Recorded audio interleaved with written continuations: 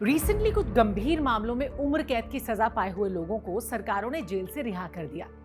कुछ को तो रिहा करने के लिए रूल बुक में बदलाव तक किए गए, तो कुछ को अच्छे आचरण की वजह से जेल से आजादी मिली। पर अब सवाल यह है कि जेल से आजादी का पैमाना क्या है, किन बेसिस पर जेल से रिहा हुए हैं ये लोग, और क्या कुछ चुनिंदा रसूखदार ही जेल से रिहाई पाने के हकदार हैं। आज इसी बारे में बात करेंगे और आपको इसके बारे में डिटेल में बताएंगे। Welcome to the big bench daily. अब देखिए, सजा और रिहाई का ये जो खेल है ना, इसको समझने के लिए एक एक करके कुछ केस स्टडीज को समझना बहुत इंपॉर्टेंट है, जिसके बारे में मैं आपको बताऊंगी। तो आज शुरुआत करते हैं बिल्किस बानो केस से।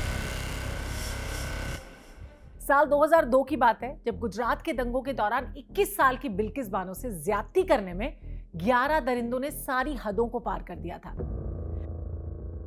बिल्किस के साथ न सिर्फ गैंगरेप किया गया था, बल्कि उसकी मासूम बच्ची को, उसके परिवार के 7 लोगों को मौत के घाट उतार दिया गया था।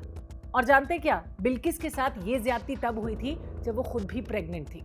इस मामले में मुकदमा चला और साल 2008 में सब के सब 11 दोषियों को उम्र कैद की सजा सुनाई गई। फिर 9 साल के बाद यानी मई 2017 में बॉम्बे हाई कोर्ट ने भी इस सजा को बरकरार रखा।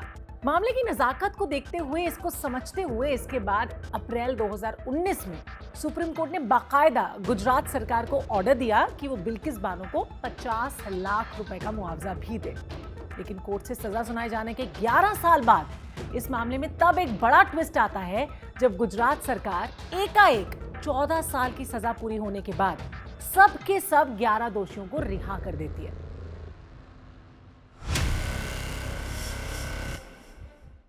पहले फांसी और फिर उम्र कैद की सजा पाने वाले बिहार के बाहुबली नेता आनंद मोहन का जो मामला है ना, वो तो बिल्किस बानो केस से भी 2 कदम और आगे है। इल्जाम ये था कि आनंद मोहन को रिहाई देने के लिए बिहार की सरकार ने बाकायदा कैदियों की जेल से रिहाई करवाई, यानी रूल बुक में ही उन्होंने बदलाव कर डाला। 5 दिसंबर 1994 को मुजफ्फरपुर में बिहार पीपुल्स पार्टी से जुड़े गैंगस्टर छोटन शुक्ला का कत्ल होने के बाद कार्यकर्ता उसकी लाश का अंतिम संस्कार करने जा रहे थे। और जानते हैं क्या, इस दौरान ना गोपालगंज के तत्कालीन डीएम कृष्णैया कार्यकर्ताओं की भीड़ में फंस गए और गुस्साए हुए जो लोग थे ना, उन पे हमला कर दिया, जिससे उनकी जान ही चली गई। तब खुद आनंद मोहन ने मौके पे मौजूद रह के भीड़ को ऐसा करने के लिए उकसाया था। बाद में इसी मामले में साल 2007 में आनंद मोहन को पहले फांसी की सजा सुनाई गई। हालांकि 1 साल के बाद पटना हाईकोर्ट ने इस मामले में आनंद मोहन की फांसी की सजा को कम कर दिया था और उसे आजीवन कारावास यानी कि ताउम्र कैद में तब्दील कर दिया गया था, जिसके बाद आनंद मोहन लगातार जेल में बंद रहा। लेकिन इसके बाद बिहार सरकार के फैसले से उसकी किस्मत रातों रात पलट गई। सरकार ने उसे रिहा कर दिया।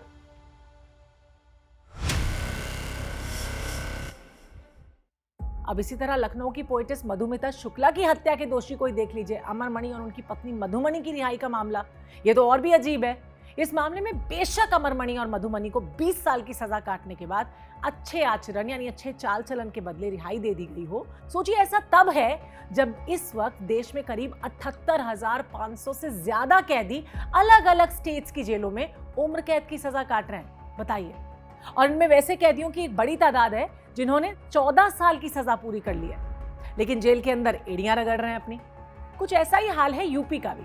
यूपी सरकार की तरफ से एक दूसरे मामले में सुप्रीम कोर्ट के सामने रखे गए इन आंकड़ों के मुताबिक इस साल यानी 2023 मई तक यूपी की अलग अलग जेलों में उम्र कैद की सजा मिले हुए जो कुल लोग हैं ना, वो 15,771 कैदी हैं जो जेल में बंद हैं। इनमें से 1,958 कैदी ऐसे हैं जो 14 साल से ज्यादा अपनी सजा काट चुके हैं ऑलरेडी। पर रिहाई सिर्फ कुछ लोगों को ही मिलती है। अब द बिग बेंच पे बैठ के सोचने वाली बात यह है कि ये जो लोग हैं, इनके लिए क्या कोई कानून, कोई संविधान नहीं होता? राहत इंदौरी का इस पर मुझे एक शेर याद आता है, इंसाफ जालिमों की हिमायत में जाएगा। ये हाल है तो कौन अदालत में जाएगा? सोचिएगा जरूर।